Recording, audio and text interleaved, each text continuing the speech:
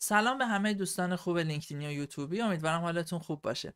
خب دوستان، من از اول عید امسال یه چند تا پروژه بهم خورد که حالا موضوعات متفاوتی داشتن، مقتضیات متفاوتی داشتن، ولی نکته مشترک همشون این بود که اکثرا پروژه موقت و تستی و اینا بودن و جنسشون اینجوری بود که میشد روشون چیزای جدید رو امتحان کرد و قرار نبود طولانی مدت مینتین بشن. سر همین موضوع رفتم سراغ استیت منیجرها مجددا و چند تا از استیت منیجرهای بازار رو بررسی کردم و به نتایجی رسیدم. گفتم با شما به اشتراک بذارم که ببینید چه استیت منیجری خوبه، بعد اینا با هم در کنار هم یه بررسی کلی داشته باشیم. ویدیو رو سعی کنم خیلی خلاصه ضبط کنم، برای همین خیلی دیپ نمیشم که زمان ویدیو طولانی نشه. خب، انتخاب اول این روزهای کامیونیتی ریاکت کوئری گزینه اولیه که میخوایم بررسی کنیم. ریاکت کوئری خیلی محبوبه، خیلی امکانات خوبی داره و استفاده ازش هم خیلی ساده و سریعه، یعنی تقریبا همه مزایا رو برای ما داره. سیستم کاریش هم به این شکل که یه کوئری کی و یه کوئری فانکشن میگیره. اون کوئری فانکشن طبیعتا یه پرامیسی از دیتا ریترن میکنه، از اون ور یه هوک توی کامپوننتتون میذارید و اون هوکه بهتون وضعیت ارور، وضعیت لودینگ یا دیتایی که از بک‌اند گرفته شده رو به شما میده. دیتا رو براتون کش میکنه، هر سری اون هوک رو کال میکنید نمیره دیتا رو از اول بگیره و به شما کمک میکنه که خیلی افیشنت و خیلی خوب حجم مموریتون، حجم کال های سمت بک‌اندتون رو مدیریت کنید. خیلی استیت منیجر خوبیه، ولی نکتهش اینه که استیت منیجر نیست. یعنی ما درست آوردیمش تو بررسیمون، ولی در حقیقت به صورت سنتی تو تعریف استیت منیجر جا نمیشه، چون وضعیت ها و استیت های سمت کلاینتی رو برای شما مدیریت نمیکنه، صرفا داده های سمت بکند رو میگیره و خیلی خوب اینو به شما میده. اگه اپلیکیشنی دارید که مثل بک آفیس ها و پنل ها یا اپلیکیشن هایی که همه داده هاشون سمت بکنده و شما مثلا سمت فرانت خودتون خیلی قرار نیست داده ها رو مدیریت کنید، صرفا اطلاعات از بکند میگیرید نمایش میدید یا از کاربر اطلاعات رو میگیرید برای بکند میفرستید، خیلی گزینه خوبیه براتون ریاکت کوئری و بهتون خیلی کمک میکنه برای مدیریت اینجور اپلیکیشن ها. استیت های کوچیکی هم دارید مثل باز کردن منو و بسته شدنش و یه سری چیزای کوچیک، خب خیلی راحت با از استیت های خود ریاکت استفاده میکنید یا نهایتا یکی دوتا کانتکست میذارید و کارتون رو راه میندازید. خیلی ابزار خوبیه، خیلی ساده و سبکه و توصیه میکنم استفاده کنید. اگه استیت هاتون سمت فرانت اند بیشتره، یعنی شما اپلیکیشنی دارید که کلی استیت داره بعد واقعا مدیریت بشه سمت کلاینت، ریاکت کوئری خیلی آپشن خوبی نمیتونه براتون باشه و ممکنه اذیتتون کنه. بعد بریم سراغ استیت منیجرهای دیگه ای که حالا توی لیست آماده کردم بهتون توضیح میدم. انتخاب دوم ما زاستنده. زاستند به معنی واقعی کلمه استیت منیجره که کمک میکنه که ما بتونیم استیت های سمت کلاینت رو خیلی خوب مدیریت کنیم. بعد خیلی استفاده ازش ساده است، یعنی شما یه استور میسازید که بهتون یه هوک میده، خیلی راحت هوک رو میذارید داخل کامپوننتتون رو استفاده میکنید. یه سری نکات داره، قبل از استفاده حتما داکیومنتاشو بخونید که برای پرفورمنس خوب بتونید ازش استفاده کنید، ولی خب خیلی پیچیدگی خاصی نداره، شاید تو یه روز راحت یادش بگیرید. و خیلی با ریاکت و کامیونیتی ریاکت مچه، یعنی شما به عنوان یه ریاکت دیولپر باهاش آشنایید، با سینتکسش آشنایید اگه باش کار کنید و احتمالا چالش خاصی باهاش نخورید و احساس پیچیدگی نکنید. برای استیت های خیلی بزرگ و ابزارهایی که حالا اپ هایی که استیت های تو در توی پیچیده یا به هم مرتبط دارن خیلی مناسب نیست به نظرم. یعنی استیت های کوچیک و استور های کوچیک رو خیلی خوب مدیریت میکنه، ولی کانکت کردن استور ها یا کارهای مشابهی که پیچیدگی در مدیریت استیت ها ایجاد میکنن خیلی با اونا آبش توی جوب نمیره و برای اونها مناسب نیست. برای جاهای خوبی که شما دیتا هاتون یه خورده بیشترن، استیتاتون یه خورده بیشترن، میخواد با یه پرفورمنس خوب ولی خیلی ساده مدیریتشون کنید و خیلی خوبم خب با کامیونیتی ریاکت مچ میشه. به نظرم میتونه اولین انتخاب برای کسی باشه که ریاکت استیت ها جوابشو نمیدن، استیت های شیر زیاد داره ولی خب خیلی هم اپلیکیشنش پیچیده نیست، خیلی قرار نیست استورهای مختلفش با هم صحبت کنن. و امکانات خوبی داره. مثلا شما میتونید یه استور بسازید که همه جا یوزش کنید، یا حتی با کانتکست مرتبطش کنید که توی زون خاصی برای یه دونه کامپوننت خاصی به همراه چایلد هاش اینستنس خاصی از اون استور رو بسازه. و حالا بحثایی مثل پرسیست کردن و بحثایی مثل میوتبل کردن و اینا رو داره به کمک ایمر و خیلی ابزار خوبیه و توصیه میکنم که بعد از ریاکت کوئری اول برید سراغ زاستن و ببینید جواب کارتون رو میده یا نه، چون خیلی ابزار سبک و را دستیه، به نظرم خوبه که برید سراغش و ازش استفاده کنید. سوالی که برای ما حالا توی این مرحله پیش میاد که اگه استیت های پیچیده داشتیم باید چی کار کنیم؟ برای پاسخ به این سوال میریم سراغ یه سری استیت منیجر دیگه که اینها قاعدتا استفاده ازشون به راحتی و سهولت قبلی ها نیست، پیچیده ترن و طبیعتا سرعت دیولوپ ما رو کمی پایین میارن، ولی به ما امکانات خوبی میدن و ابزارهایی میدن که بتونیم باهاش اپلیکیشن های بزرگ رو مدیریت کنیم. خب برای اولین گزینه میریم سراغ X Estate. X Estate ابزاریه که خیلی به ما تو مدیریت فلوها کمک میکنه. به چه معنی؟ فرض کنید یه کاربر وارد اپلیکیشن شما میشه، یه فرم ثبت نامی رو میخواد پر کنه و تا مراحل آخر بره. تو فرم میزنه مثلا جنسیت مرد، نوع مثلا شخصیت حقیقی یا حقوقی، یا یه سری اطلاعات دیگه مثلا مدرک تحصیلی دارم، وضعیت کاریم چیه و اینا. اینکه کاربر مثلا اگه کاربر رو مرد انتخاب کرد، تو مرحله بعدی باید وضعیت سربازیش رو بپرسیم، اگه خانم بود نیازی نیست. یا مثلا اگه حقیقی بود یه سری اطلاعات باید ازش بگیریم، اگه حقوقی بود یه سری اطلاعات دیگه باید ازش بگیریم.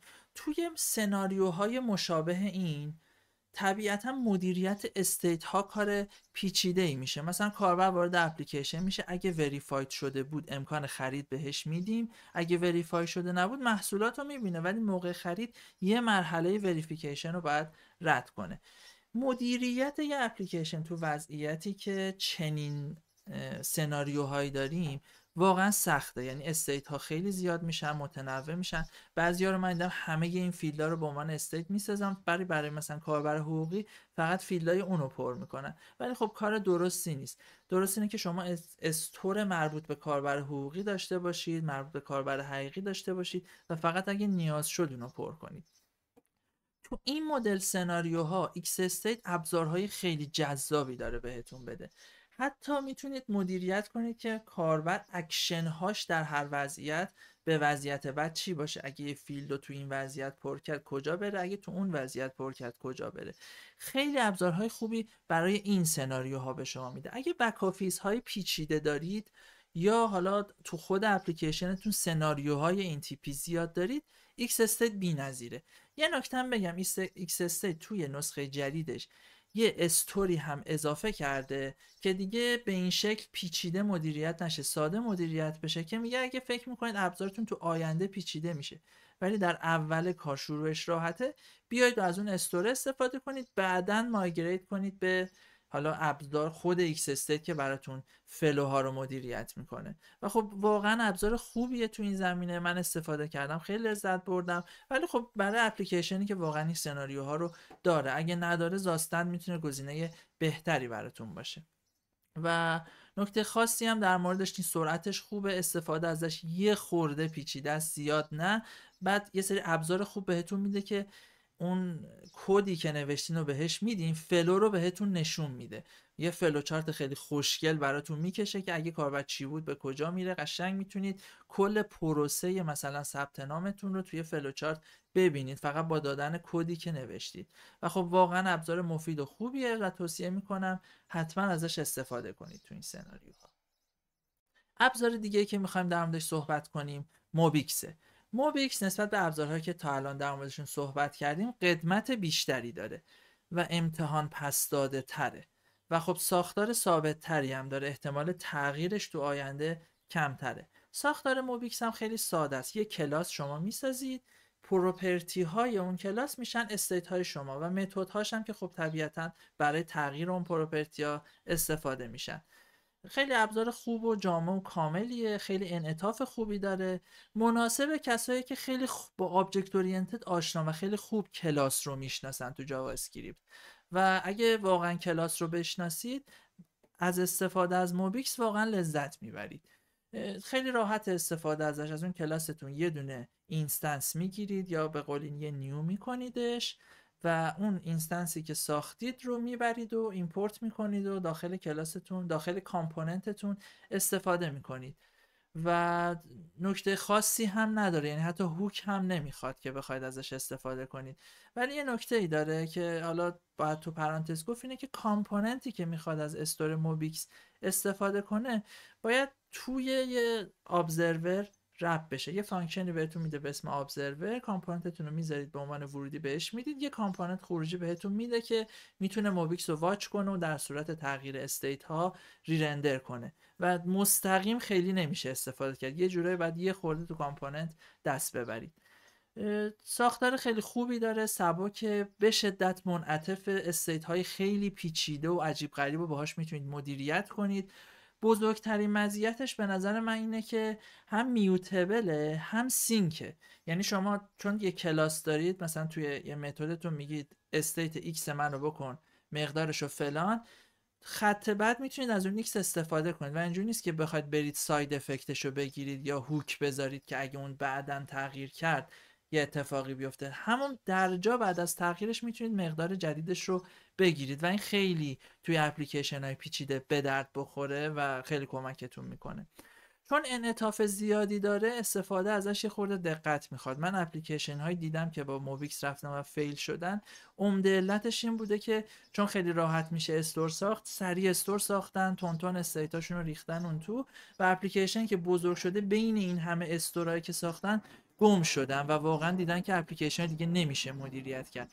این انعطاف بالایی که به شما میده رو باید بتونید خیلی خوب مدیریت کنید و یه ذرم کار سختیه. یعنی باید موقع که استور میسازید مدام از خودتون بپرسید اونجا رو چیکار کنم، اینجا رو چیکار کنم، که بعداً اپلیکیشنتون بزرگ شد به مشکل نخوری. چون واقعا انعطافش زیاده. یه خورده کد ریویوهاتون و اینا رو باید توش دقت کنید که همینجوری پشت هم استور نسازید و استیت تعریف نکنید و یه خورده با دقت از موبیکس استفاده کنید. میدونید که هر ابزاری انعطافش زیاده این مسائل رو با خودش داره. بعد نکته دیگهش اینه که ابزار به خصوصی به شما نمیده، مثل ایکس استیت نیستش که به شما یه ابزار خوب برای مدیریت فلو بده. خودتون بعد فلوتون رو مدیریت کنید. مثلا ریاکت کوئری وقتی شما پرامیس رو بهش میدید، خودش ارورش و ریجکتش و لودینگش و ریزالو شدن دیتاش رو براتون مدیریت میکنه، به شما تو قالب دیتا میده. موبیکس اینجوری نیست. موبیکس خودتون باید این مسائل توش مدیریت کنید. یه سری ابزار جانبی داره که بهتون کمک کنه اینا رو مدیریت کنید، ولی خب به صورت خام همچین ابزارهایی به شما نمیده. ولی از اون ور خودتون هرچی دلتون بخواد و میتونید خیلی سریع و ساده بسازید. یه نکته کوچیک من فقط به موبیکس اضافه کنم، اونم اینه که چون موبیکس یه کلاسه که شما میسازید و آبجکت اورینتده و رویکرد جدید ریاکت توی کامپوننتاش فانکشنال و استفاده از هوک هاست، این دوتا یه خورده سازگاریشون با هم ضعیفه. یعنی شما اطلاعات هوک ها رو اگه داخل استور موبیکستون بخواید، یه ذره چالش دارید که مثلا بعد یوز افکت بذارید، متد داخل استور موبیکستون رو کال کنید و اطلاعات رو بهش بدید و از این دست چیزها که یه خورده ممکنه اذیت کننده باشه. حالا اینم در نظر داشته باشید موقع استفاده ازش. گزینه بعدی که میخوام در موردش صحبت کنیم ریداکسه. قدیمی ترین استیت منیجر هایی که الان دارن استفاده میشن. ریداکس تو آمار استفاده رتبه اوله و به شدت سبکه، ولی استفاده ازش واقعا سخت و پیچیده است و سیستمی که داره اینه که شما یه استور گلوبال دارید که همه میتونن بهش دسترسی داشته باشن. برای تغییر اون استیت باید یه ردیوسر بنویسید، برای دسترسی به اون ردیوسر باید یه دیسپچر بنویسید، اون دیسپچر رو بیارید داخل کامپوننتتون یوز کنید تا بتونید یه استیت رو عوض کنید. یعنی تقریبا 3 مرحله کد نویسی برای تغییر یه استیت نیاز داره و یه خورده پیچیدگی و کار زیادی میطلبه استفاده ازش. آسینک رو ساپورت نمیکنه. بعد برای آسینک ابزارهایی مثل تانک بیارید ازش استفاده کنید که اونم خودش یه سری پیچیدگی ها اضافه میکنه. بعد ایمیوتبل و میوتبل نیست استیتاش، بعد مدام استیت های جدید جنریت کنید. استفاده ازش تو کامپوننت های رپر دوباره میطلبه و اینجوری نیست که همجور بیارید مثل زاستن یوز کنید و استفاده کنید. و ابزار پر استفاده یه چون خیلی قدیمیه، خیلی کامیونیتی روش بوده و خیلی بلدنش و همچنان ازش استفاده میکنن، ولی به خاطر بویلر پلیت زیادی که داره و کار زیادی که میطلبه من خیلی استفاده ازش رو توصیه نمی کنم و به نظرم دیگه استفاده از ریداکس تو دنیایی که این همه استیت منیجرهای خوب هست منطقی نیست. تقریبا استفاده از ریداکس میتونه زمان توسعه شما رو تا 2 برابر 3 برابر افزایش بده. مدیریت استیت های پیچیده تو اپلیکیشن های بزرگ رو به شدت سخت میکنه و من حداقل مزیتی توش نمیبینم که بخوام دیگه برم اپلیکیشنی رو ببرم سمت ریداکس. و نکته منفی خیلی داره، صرفا فقط به نظرم محبوبه، هرچند مزایای خودش رو داره، خیلی ابزارا دارن با ریداکس کار میکنن، ولی دیگه به نظرم منطقی نیست و خیلی ها رو دیدم که تو اپلیکیشن جدید کاملا ریداکس رو کنار میذارن. خب دوستان، حالا به جز استیت منیجر هایی که تا الان بررسی کردیم، خیلی استیت منیجر های دیگه هم هستن که من فرصت بررسیشون رو نداشتم. سعی کردم محبوب ترینا رو جدا کنم و بررسی کنم و استیت منیجر جدیدی که حالا به خصوص اتمیک های مثل جوتای و سیگنال و اینا رو حقیقتا نرسیدم بررسی کنم و تو اپلیکیشن هم استفاده کنم. ولی اگه شما تجربه استفاده ازشون رو دارین، خوشحال میشم تو کامنت ها برام بنویسید در مورد تجربتون تا ما هم استفاده کنیم. خیلی ممنون از همگی.